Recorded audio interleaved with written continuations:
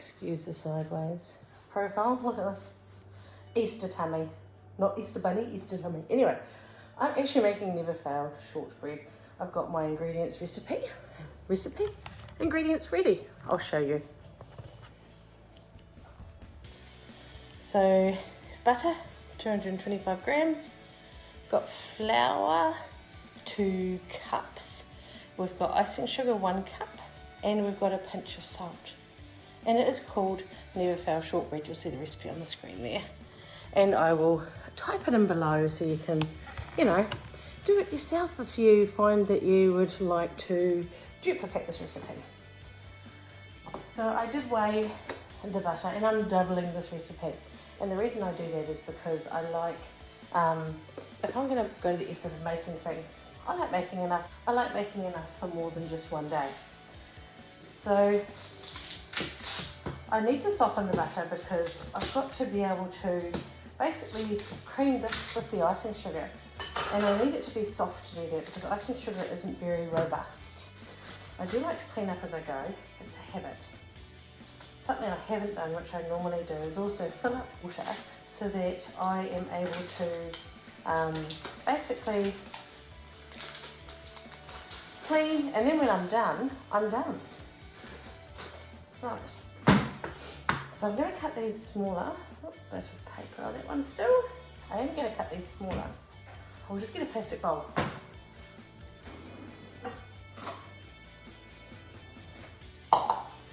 So here I am. I'm cutting the butter into smaller pieces because we don't want a melted mess. I'm normally doing it with a melted mess, but hey, I'm going to say that today other things have done well, so let's pretend this will also do well. So it is Easter Monday here, and I'm enjoying just having a quieter day with starting out with nothing planned, but planning things along the way. I do like to do that. I like to plan ahead, but I also like the spontaneity of going, okay, I've woken up, what is today going to bring? So there you go, I've cubed the butter. It's okay, I'm not going to mix it in this bowl, but I'm going to microwave it. So while that is in the microwave, I've got, I love these, they last forever, don't they? I got these when I wasn't that long married, I think. I can't remember, but I know I can't put them in the microwave, that's annoying, but I can actually melt stuff on the stove with them. But they're robust because they're stainless steel.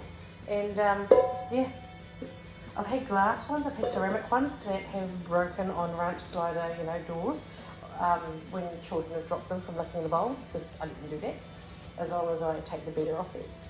And basically, yeah, I've had plastic ones and they crack and they take on aromas and colours that they shouldn't. Checking the butter. It looks sufficiently soft to me. I will show you. Just getting a wooden spoon out so I can see if you look at it. It's soft, but it's not too runny. Some of it is, but that's okay. It's still got that. It's nice and malleable. So I'm going to put this in here first.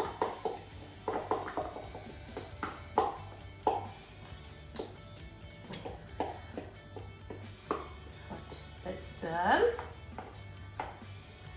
One day I'll have a tripod so you can watch me cooking from over there instead of getting this whole side on look going on. I'll try and go further forward though. Is that better? Oh. Anyway, and now because I've doubled the recipe, it says 1 cup of icing sugar. I'm going to put 2 in. So you're creaming it just like you would any butter and sugar, except like I said, this is so soft. It does, it makes a very nice soft biscuit. So that's my 2 cups of icing sugar. So mixing that through, just try and have it so you can see me mixing it through, see what the texture's like. Going to get vigorous here, because it's as if I'm creaming it, but, and I have used a mixer for this before, doing the whole recipe in it. The dog thinks I'm talking to someone here. That works really well. But I don't have a big enough mixer bowl to do this in. And hey, it never hurts to show you the manual way, does it? You can always mix it up yourself. I'm sorry for being corny. Anyway, yeah, so that's it. It's quite a soft, but it's a beautiful buttery looking mix there. That is the effect. I don't know about you, I always have a board. No matter what I'm making, I like to have a board out. I think it's from years of having beach tops like this that are shiny, or even when I've had cheap ones, and we had one that I had a burning pot and I leaned it on the edge of the bench trying to tip everything out. Don't know why I did that. I was just not thinking in the moment, and I managed to burn a hole in my Formica bench. I think it's probably ever since then that I've always had a board underneath whatever I'm doing, and always had a board on the bench. After that bench I actually put tiles into it. But yes, I always have a board ready. It's good for if you have something hot accidentally, or you just want to cut something up, it's ready to go. And these are good old warehouse actually. I think I got them for $10 and I love them. Great for cheese balls, anything.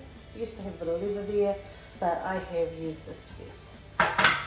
And also, things don't tend to slide around the same as they do on this beautiful shiny bench. So yeah. We all have our little foibles, and that's one of mine. Right, this recipe has 2 cups of flour, which is 4 for me. You probably don't even need to write the recipe down. What I do is I put the first 2 in,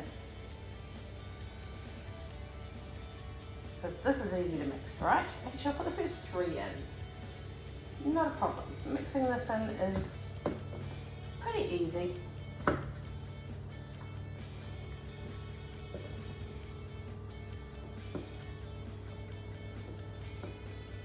I know there's silicone spoons out there nowadays, but I love the old wooden spoon. Just get 1 batch of this cooked before, because I'm taking it to a friend. And these only take 20 minutes to cook, they don't take long. And this oven they actually take 10 to 15. Right, and I'm only needing to do 1 batch, so this is my last cup of flour.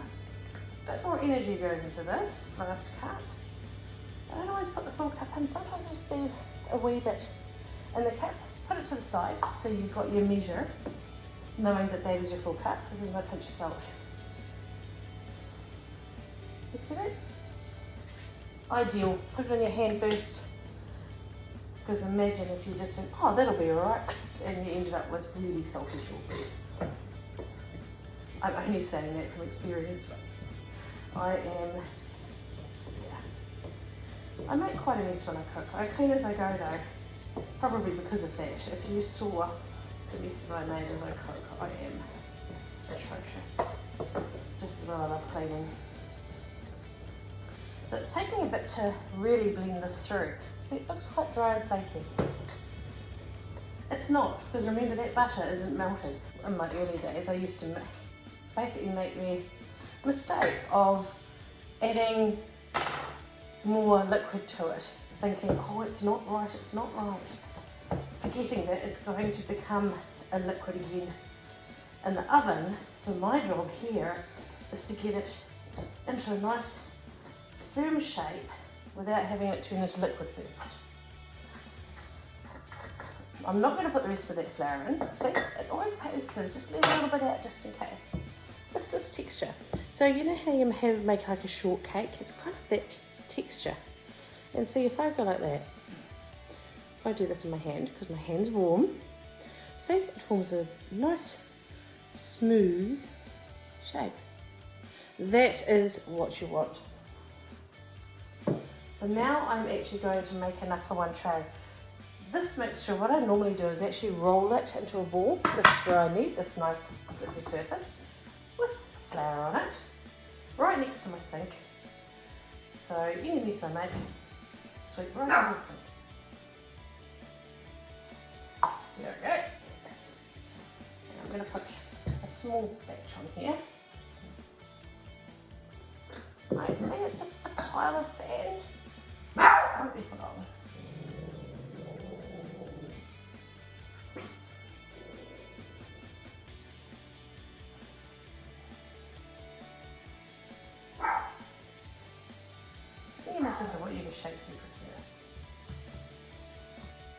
As you can see, I am shaping it into a log here.